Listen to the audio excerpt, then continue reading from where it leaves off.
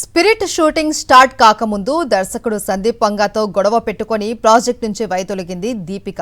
ఇప్పుడు spirit shooting ప్రారంభమైన తర్వాత మరో నటుడు ప్రకాష్ రాజ్ కూడా ప్రాజెక్ట్ నుంచి బయటకు వచ్చేశాడు అని సందీప్ వంగాతో సెట్లో మాటల యుద్ధం జరిగిందని కొద్ది గంటలుగా సోషల్ మీడియాలో ఒక న్యూస్ షేక్ అవుతోంది. దీంతో ఇటు సందీప్ వంగా అటు ప్రకాష్ రాజ్ క్లారిటీ ఇవ్వాల్సి వచ్చింది. అసలు జరిగింది ఏంటి అనేది రాసుకురావాల్సి వచ్చింది.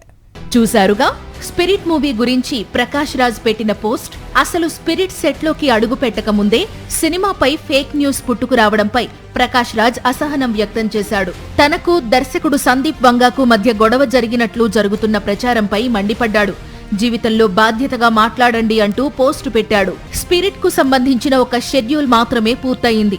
ఇంతలోనే మరో షెడ్యూల్ జరుగుతున్నట్లు సెట్లో దర్శకుడు సందీప్ వంగా చెప్పినట్లు ప్రకాష్ రాజ్ వినకపోవడంతో ఓ సీన్ విషయంలో వీరిద్దరికీ మాటామాటా పెరిగి సినిమా నుంచి ప్రకాష్ రాజ్ వాకౌట్ చేసినట్లు సోషల్ మీడియాలో ఫేక్ న్యూస్ చక్కర్లు కొట్టింది.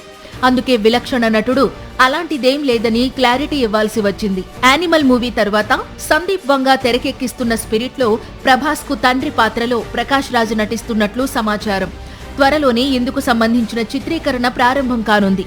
వచ్చే ఏడాది మార్చి 5న ఈ చిత్రం ప్రేక్షకుల ముందుకు వస్తోంది.